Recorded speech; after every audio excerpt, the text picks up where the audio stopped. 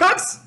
It's the hater, and I figured let's do something different. Instead of talking about the results of AEW and NXT and comparing them that way, let's talk about the shows kind of like in general and two big problems, or maybe we'll call them small problems, you know what I mean, that these shows have, right? Let's start with AEW, as we tend to criticize that one a little bit more usually, motherfucks. All right, so the thing about AEW that I've noticed recently, and I think it was really exemplified by this week's episode, is that there's absolutely zero consistency in AEW, right?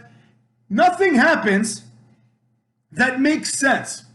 And the few things that happen that are consistent and that make some sense are just horrible things. They're the worst part of the show. So what do I mean by this? I mean, let's kind of get into it, I guess. Let's pick it apart, you know what I'm saying? So, I'm watching AEW, and I noticed that every week in AEW, there's like at least one debut of some sort, right? There's a lot of debuts that happen in AEW. It's gotten to the point now where the debuts are not even like really talked about, you know? Like, for example, this week, Zack Ryder, now he's just Matt Cardona now, right?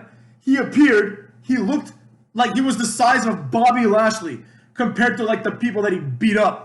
You know what I'm saying? He looked like 5 times bigger. He was like substantially bigger than Cookie Rhodes. You know, now I understand Zack Ryder is not a small guy, you know what I mean? But he's always been positioned as such a low-level wrestler that is just ridiculous to consider him to be anything more than that, you know? And he was presented here as like a big deal, you know? Like he did the Rough Rider, his finishing move, twice. Now, this is noteworthy in my opinion, like, for one reason and one reason only. And that I haven't seen the Rough Rider in WWE in years, motherfucks. He did 2 of them, and he hasn't done a finishing move in WWE in years. That's how much of a jobber he was in WWE. Now, I think Zack Ryder is alright, so I got nothing against that, you know? And I'm not even upset at the way that his debut happened. I mean, it was a generic debut, but what do you expect? You know, they have like 15 debuts every week. Every week in TNA, AEW, there's like at least one debut, you know? It's always like someone's first time there. It's always someone's opportunity to make a name for themselves, right?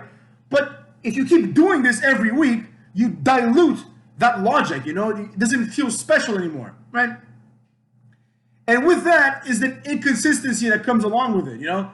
It's like, I see someone on AEW TV, and I can be pretty sure that I'm never going to see them again, right?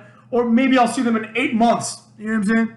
Like, one of the things that I noticed was when Dark Order came out for their number 1 contenders match, they pointed out that their record is 8-0 this year in 2020.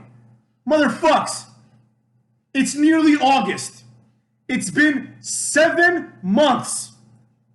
You understand me? 7 months, almost 8 motherfuckers. You know what I'm saying? Almost 8 months. And these motherfuckers have had 8 matches. About 6 of them haven't been televised. They've been on AEW Dark. I haven't seen them. I don't remember the last time I saw these motherfuckers wrestle. You know? So, how am I supposed to give a rat's ass about the Dark Order if they've wrestled 8 times last year, I've seen 2 of those times, and they've been unremarkable? We need consistency. Consistency means a couple of things. Number 1, it means having the person be there week after week after week. And number 2, having a story or booking or some sort of logic behind that person's presence. You understand what I'm saying? This is a problem on all levels of AEW. So, for example, Dean Ambrose, him being there 1 week and then being gone 3 weeks doesn't make him look like a strong champion. You understand me? I don't know why he gets a pass and Brock Lesnar is criticized for it, considering Brock Lesnar is like 50,000 times the better wrestler and the stronger guy and a more believable champion. So it's more reasonable for him to like do that than it is for Ambrose to do that. I don't get it. But nonetheless, motherfucks, Dean Ambrose gets away with it, making the champion be an inconsistent force.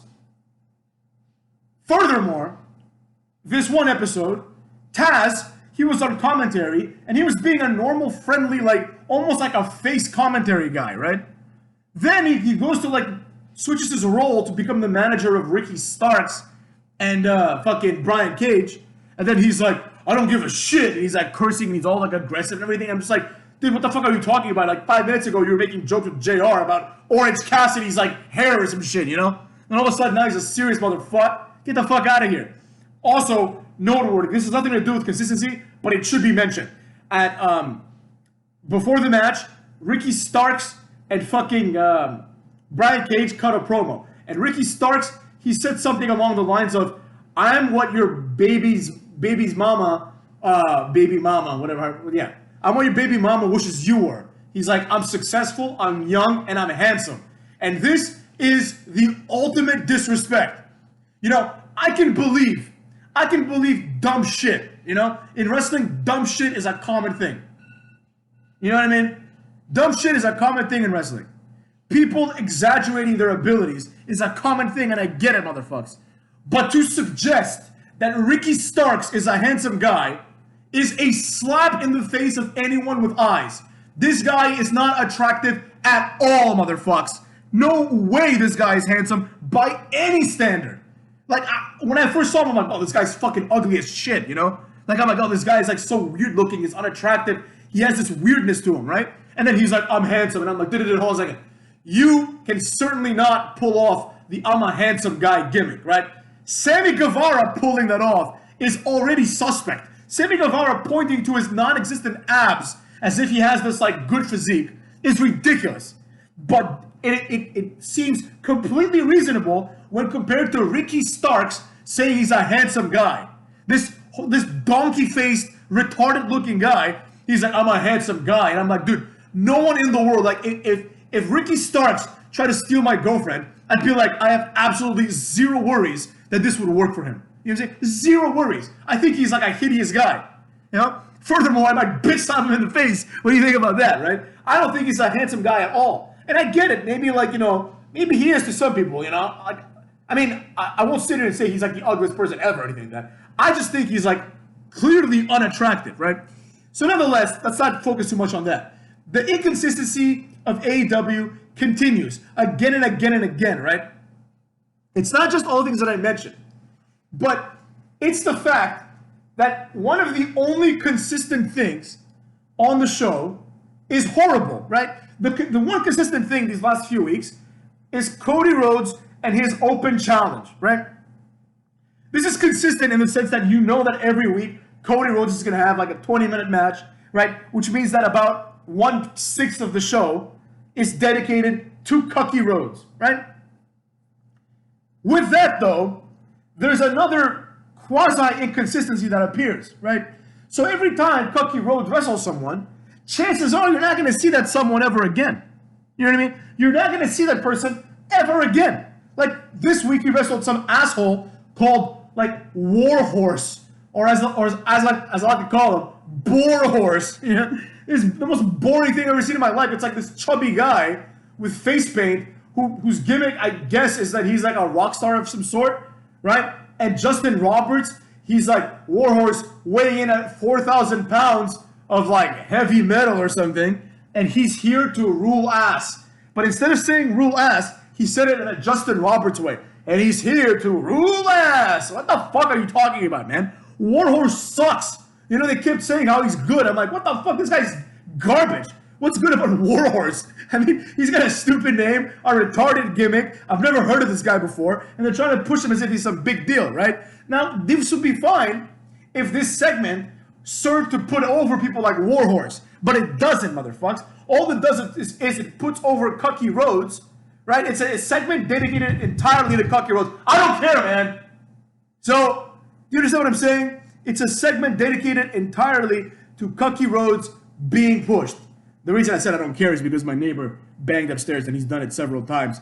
Last night he did it at 2 a.m. and I felt horrible, but right now it's 1 p.m. You know what I'm saying? Like I gotta live my life.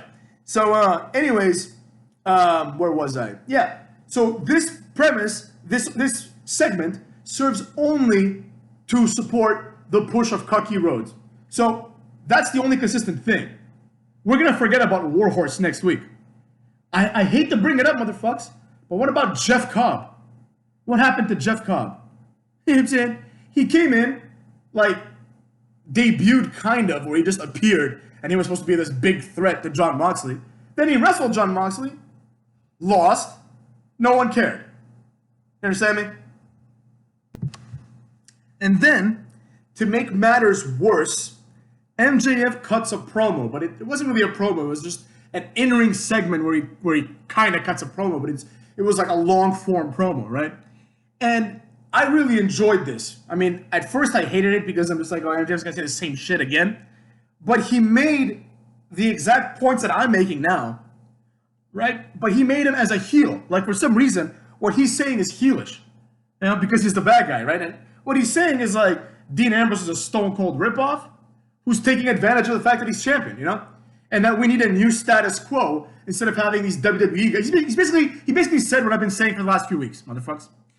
And I really enjoyed this because it really differentiates him from other people who just kind of stand there and are like, oh, this, and that, Jon Moxley's the champ, you know? Like, people like Brian Cage, who are just like, for some reason, are just angry at Dean Ambrose, right? MJF has a reason to be angry. Like, he presents it as, I'm angry because of reasons 1, 2, and 3. You understand what I'm saying? So, by doing that, he comes off as more genuine. And basically, that's where we find ourselves. You know what I'm saying? I mean, can't say I'm surprised. That's just the way that AEW has been. Yeah. They really need to just have some consistency. Again, I find myself doubting what I'm saying just because of the coronavirus situation. You know, maybe Dark Order would have had many more matches. You know what I mean? But for the coronavirus situation. But it doesn't really excuse why you have Warhorse there instead. You know what I'm saying? Or at least sign Warhorse and have him be there a couple of weeks so we kind of get familiar with what's going on, you know? In NXT, the one thing that stood out was this, like, obviously worked interview with, what's his name? Pat McAfee and Adam Small, where he just says, yo, you're small and you're successful because of Undisputed Era. You know what I'm saying? And that's accurate, you know? But why would they highlight the fact that he's so small? He is comically small. They showed him, and I'm just like, dude, this guy, like, they showed him sitting down, and I'm like, this is a small guy by all metrics. Like, if you saw him on the street, you would think, this is a small man.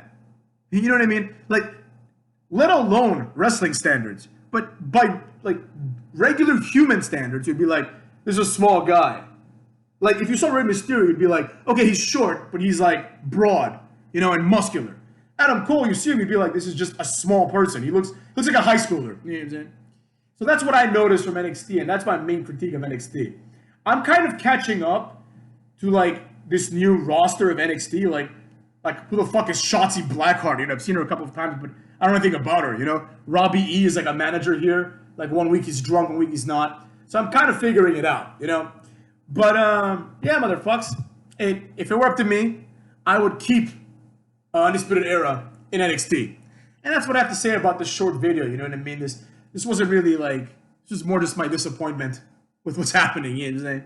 All right, motherfuckers.